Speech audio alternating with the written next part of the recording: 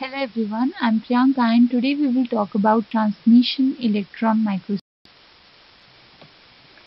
Microscopes are used to see objects that cannot be seen by naked eyes. The range can be between to nanometers. There are three main microscopic techniques: optical microscopy, scanning probe microscopy, electron microscopy. So let us talk about the transmission electron microscopy.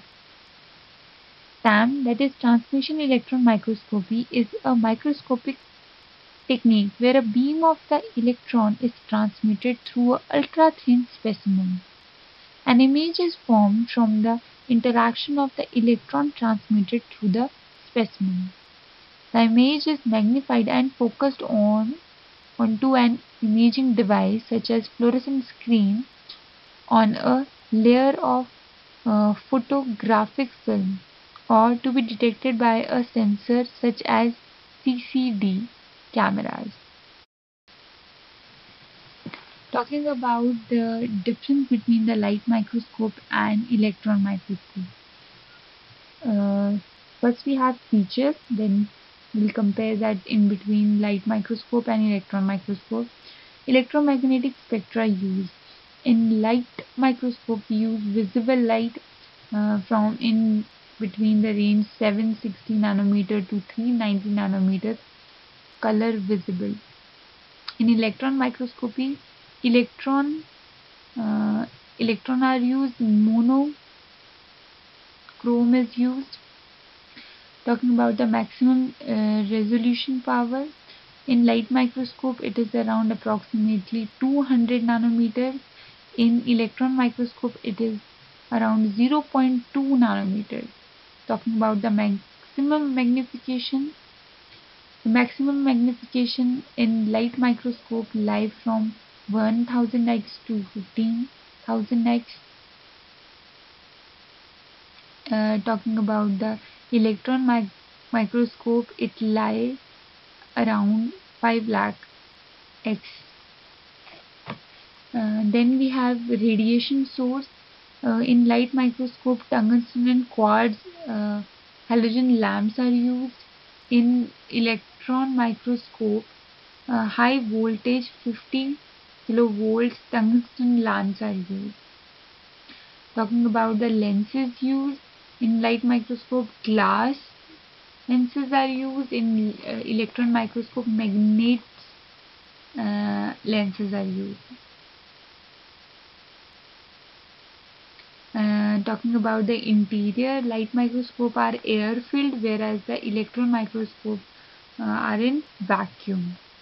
Talking about the focusing screen, human eye photographic film retina is used, whereas in electron microscope fluorescent TV screen photographic film is used. Next we have instrumentation. First, electron gun will generate a beam of electron. Then we have magnetic condensing lens. The specimen is placed between the magnetic condensing lens and the magnetic objective lens. Then we have a aperture and then magnetic projector lenses that will magnify our image. The image will be formed on the fluorescent screen. Talking about the construction, it consists of an electron gun to produce electron. Magnetic condensing lens is used to condense the electron, and it is also used to adjust the size of the electron that fall onto the specimen. The specimen is placed in between the condensing lens and the objective lens as shown in the figure.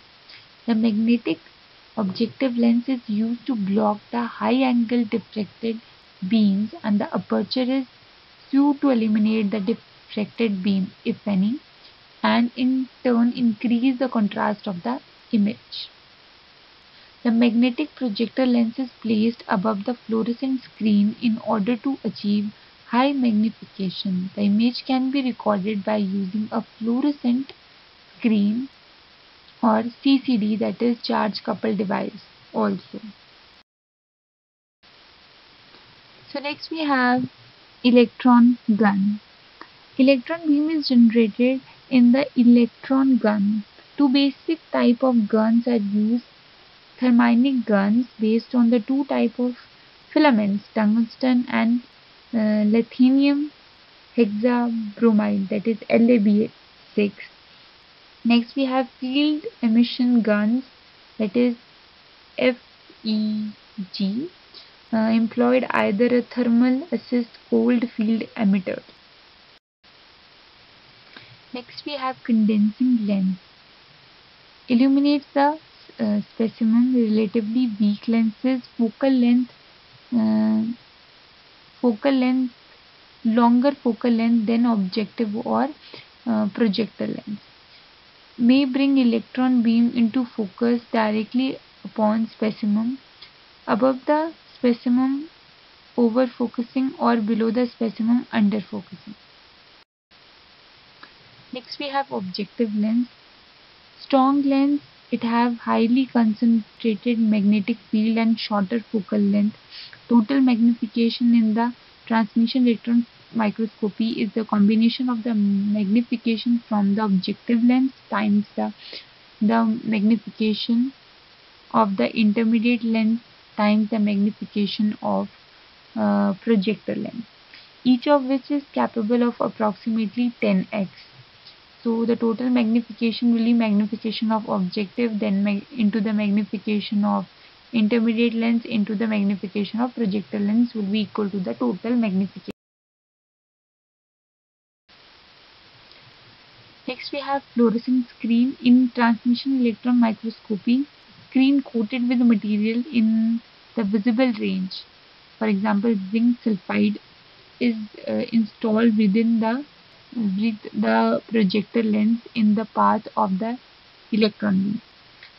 Screen emits visible light when bombardment with electrons.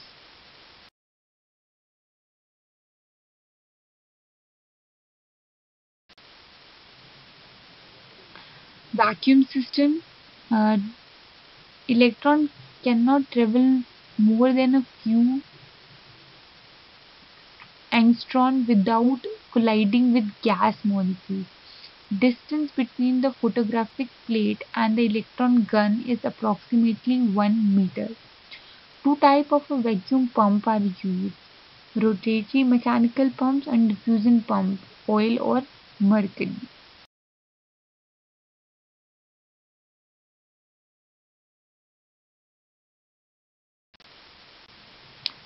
Some typical transmission electron microscopy models.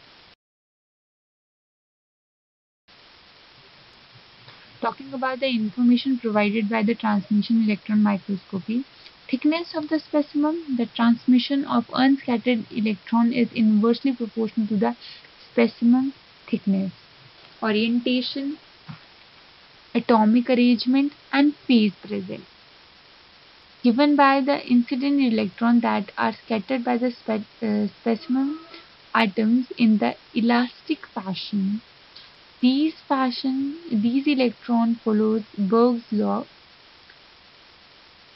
So the incident electron that are scattered by the same atom spacing will be scattered by the same angle.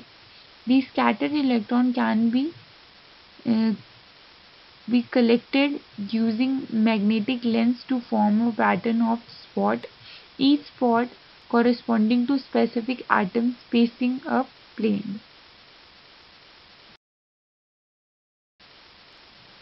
Talking about the limitation, sampling, a very small sample size, but fortunately we are dealing with nanostructures. Interpreting transmission image, uh, transmission electron microscopy present 2D image or a 3D specimen. Electron beam damage and safety. Transmission electron microscopy is potentially dangerous instrument that generate radiation level that is enough to kill human being. Specimen preparation. Your specimen have to be thin, very thin, have to be electron transparent if you are going to get any information. So these are some example of transmission electron microscopic images. Thank you. That's all we have in transmission electron microscopy.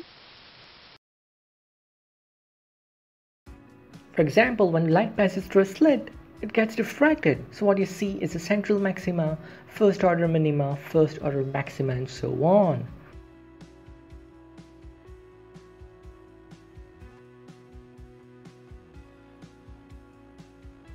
Now, if we have a convex lens in between, then the lens collects the diffracted light and focuses it on a screen. This results in the formation of the image of the slit.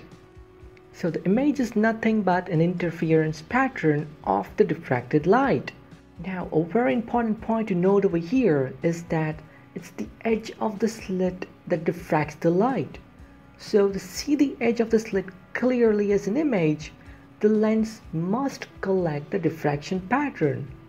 If the lens fails to collect the diffraction pattern, the image formed is blurred. Now, as the width of the slit decreases, the diffraction increases. Soon there comes a point where the objective fails to collect the diffraction pattern. When this occurs, the image formed is blurred. A similar phenomenon occurs when we try to see the small specimen with a microscope. As the specimen size decreases, the image gets blurred.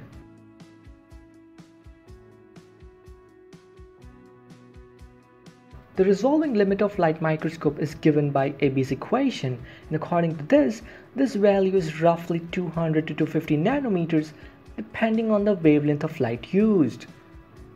The red light suffers maximum diffraction because of large wavelength, and hence resolution obtained is low, while the blue light suffers less diffraction because of short wavelength, and hence resolution obtained is high. So the idea is, if we have less wavelength, the diffraction will be less and resolution will be high. In the year 1924, French scientist Louis de Broglie gave a beautiful concept of matter wave equation. According to this, moving matter can have a wave nature associated with it. This was experimentally proven in the year 1927 using electron beam as a source of particles, and they did behave as waves and formed a diffraction pattern just like photons did.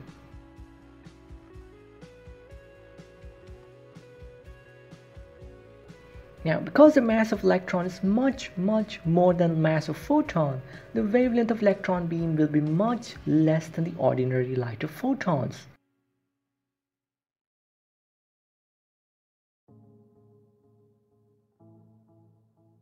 Ernest Ruska realized this in the year 1933 and invented the first electron microscope.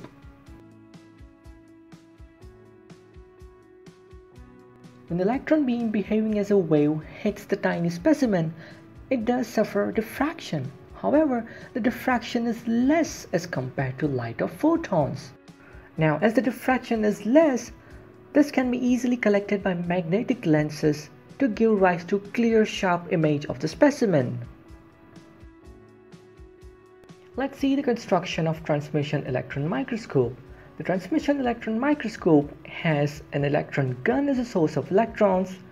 As the moving electrons have magnetic field, they can be easily focused using electromagnetic lenses.